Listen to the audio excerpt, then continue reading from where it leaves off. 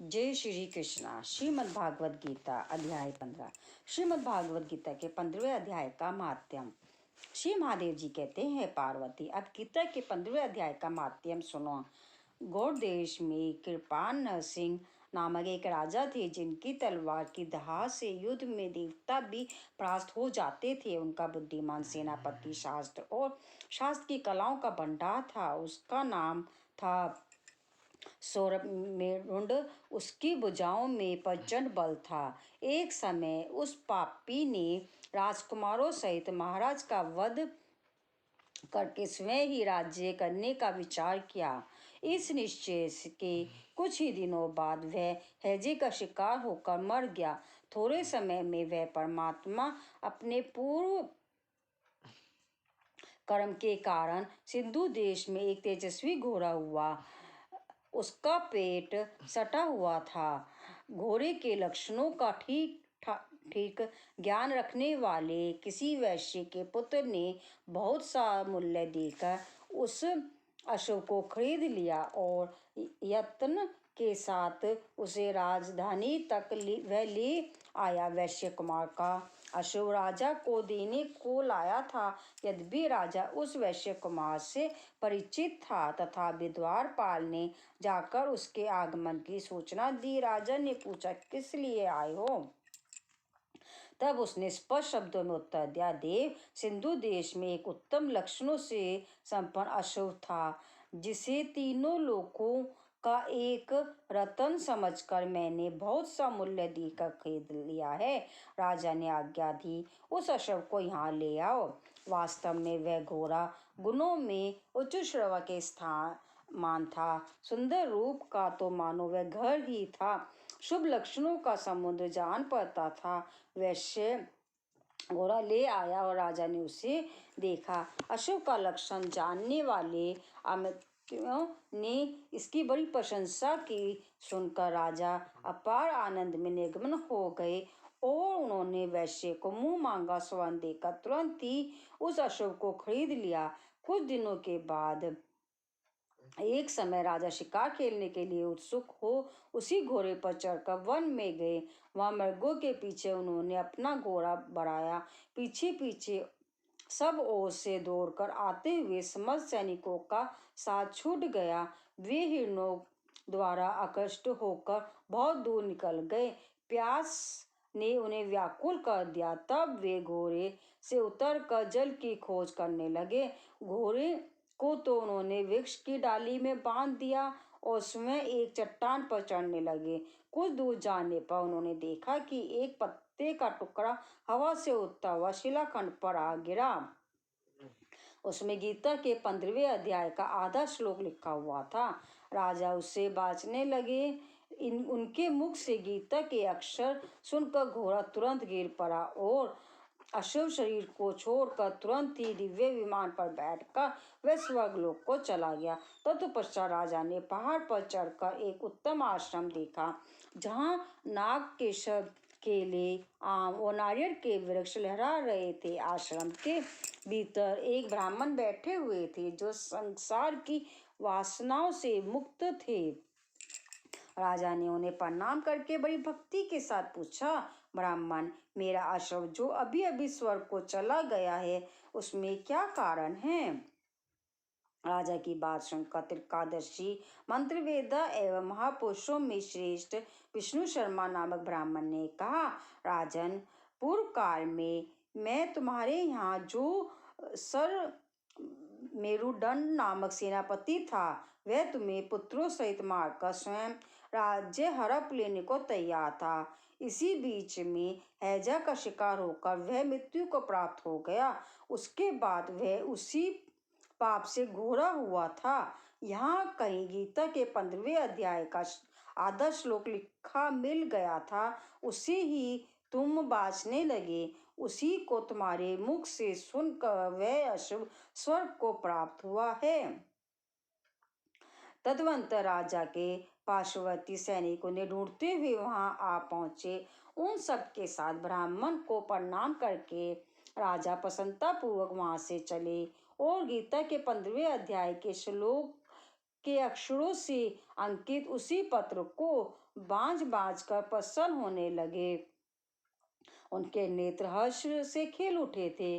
घर आकर उन्होंने मंत्रवेदा मंत्रियों के साथ अपने पुत्र सिंहबल को राज्य सिंहासन पर अभिषिक्त किया और स्वयं 15वें अध्याय के जप से विशुद्ध चित्त होकर मोक्ष प्राप्त कर लिया।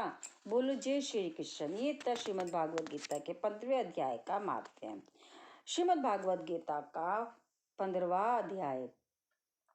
उसके उपरांत श्री कृष्ण भगवान फिर बोले कि हे अर्जुन, आदि पुरुष परमेश्वर मूल वाले और ब्रह्म रूप मुख्य शाखा वाले जिस संसार रूप पीपल के वृक्ष को अविनाशी कहते हैं तथा जिसके वेद पत्ते कहे गए हैं, उस संसार रूप वृक्ष को जो पुरुष मूल सहित तत्व से जानता है वह वेद के तात्पर्य को जानने वाला है। हे अर्जुन, उस संसार वृक्ष के तीनों गुण रूप जल के द्वारा बढ़ी हुई एवं विषय भोग रूप कपलों वाली देव, मनुष्य और त्रियक आदि योनि रूप शाखाएं नीचे और ऊपर सर्वत्र फैली हुई है तथा मनुष्य योनि में कर्मों के अनुसार बांधने वाली अहंता, ममता और वासना रूप जड़े भी नीचे और ऊपर सभी लोकों में व्याप्त हो रही हैं। परंतु इस संसार वृक्ष का स्वरूप जैसा कहा है वैसा यहाँ विचार काल में नहीं पाया जाता है, क्योंकि ना तो इसका आदि है और न अंत है तथा न अच्छी प्रकार से स्थिति ही है। इसीलिए इस अहंता, ममता और वासना रूप अति दृढ़ मूलों वाले संसार रूप पीपल के वृक्ष को दृढ़ वैराग्य रूप शस्त्र द्वारा काट कर उसके उपरांत उस परम पद रूप परमेश्वर को अच्छी प्रकार खोजना चाहिए कि जिसमें गए हुए पुरुष फिर पीछे संसार में नहीं आते हैं और जिस परमेश्वर से यह पुरातन संसार वृक्ष की पर्वतीय विस्तार को प्राप्त हुई है, उस ही आदि पुरुष नारायण की मैं शरण हूँ। इस प्रकार दृढ़ निश्चय करके नष्ट हो गया है मान और मोह जिनका तथा जीत लिया है आसक्ति रूप दोष जिनने और परमात्मा के स्वरूप है निरंतर स्थिति जिनकी तथा अच्छी प्रकार से नष्ट हो गई है कामना जिनकी, ऐसी वे सुख दुख नामक दंतों से विमुक्त हुए ज्ञानी जन उस अविनाशी परम पद को प्राप्त होते हैं। उसमें प्रकाश में परम पद को न सूर्य प्रकाशित कर सकता है और न चंद्रमा और न अग्नि ही प्रकाशित कर सकता है तथा जिस परम पद को प्राप्त होकर मनुष्य पीछे संसार में नहीं आते हैं वही मेरा परम धाम है। हे अर्जुन, इस देह में यह जीवात्मा मेरा ही सनातन अंश है और वही इन त्रिगुण में माया में स्थित हुई मन सहित पांचों इंद्रियों को आकर्षण करता है। कैसे कि वायु गंध के स्थान से गंध को जैसे ग्रहण करके ले जाता है, वैसे ही देहधारियों का स्वामी जीवात्मा भी जिस पहले शरीर को त्यागता है उससे इन मन सहित इंद्रियों को ग्रहण करके फिर जिस शरीर को प्राप्त होता है उसमें जाता है। उस शरीर में स्थित हुआ यह जीवात्मा श्रोत्र चक्षु और तब्जा को तथा रसना घ्राण और मन को आश्रय करके अर्थात इन सब के सहारे से ही विषयों को सेवन करता है, परंतु शरीर छोड़कर जाते हुए को अथवा शरीर में स्थित हुए को और विषयों को भोगते हुए को अथवा तीनों गुणों से युक्त हुए को भी अज्ञानी जन नहीं जानते हैं। केवल ज्ञान रूप नेत्रों वाले ज्ञानी जन ही तत्व से जानते हैं, क्योंकि योगी जन भी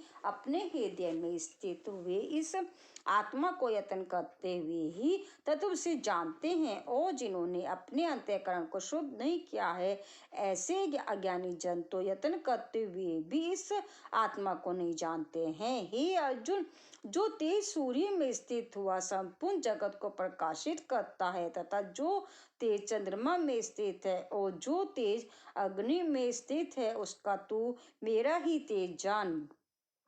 और मैं ही पृथ्वी में प्रवेश करके अपनी शक्ति से सब भूतों को धारण करता हूँ और रस स्वरूप अर्थात अमृत में चंद्रमा होकर संपूर्ण औषधियों को अर्थात वनस्पतियों को पुष्ट करता हूँ तथा मैं ही सब प्राणियों के शरीर में स्थित हुआ वैश्वानर अग्नि रूप होकर प्राण और अपान से युक्त हुआ 4 प्रकार के अन्न को पचाता हूँ और मैं ही सब प्राणियों के हृदय में अंतर्यामी रूप में स्थित हूँ तथा मेरे से ही स्मृति ज्ञान और अपहरण होता है और सब वेदों द्वारा मैं ही जानने के योग्य हूँ तथा वेदांत का कर्ता और वेदों को जानने वाला भी मैं ही हूँ। हे अर्जुन, इस संसार में नाशवान और अविनाशी भी है 2 प्रकार के पुरुष हैं। उनमें संपूर्ण भूत प्राणियों के शरीर तो नाशवान और जीवात्मा अविनाशी कहा जाता है तथा इन दोनों से उत्तम पुरुष तो अन्य ही हैं जो तीनों लोकों में प्रवेश करके सबका धारण पोषण करता है एवं अविनाशी परमेश्वर और परमात्मा ऐसा कहा गया है क्योंकि मैं नाशवान जड़ वर्ग क्षेत्र में से तो सर्वथा अतीत हूँ और माया में स्थित अविनाशी जीवात्मा से भी उत्तम हूँ इसीलिए लोक में और वेद में भी पुरुषोत्तम नाम से प्रसिद्ध हूँ। हे भरत, इस प्रकार तत्व से जो ज्ञानी पुरुष मेरे को पुरुषोत्तम जानता है वह स्वर्ग पुरुष सब प्रकार से निरंतर मुझ वासुदेव परमेश्वर को ही भजता है। ही निष्पाप अर्जुन, ऐसे यह अति रहस्य युक्त गोपनीय शास्त्र मेरे द्वारा कहा गया इसको तत्व से जानकर मनुष्य ज्ञानवान और कृतार्थ हो जाता है अर्थात उसको और कुछ भी करना शेष नहीं रहता। इति श्रीमती भागवत गीता रूपी उपनिषद एवं ब्रह्म विद्या तथा योग शास्त्र विषयक श्री कृष्ण और अर्जुन संवाद में पुरुषोत्तम योग नामक 15वां अध्याय समाप्त। बोलो जय श्री कृष्ण। ये था श्रीमद् भागवत गीता का 15वां अध्याय। बोलो जय श्री कृष्ण।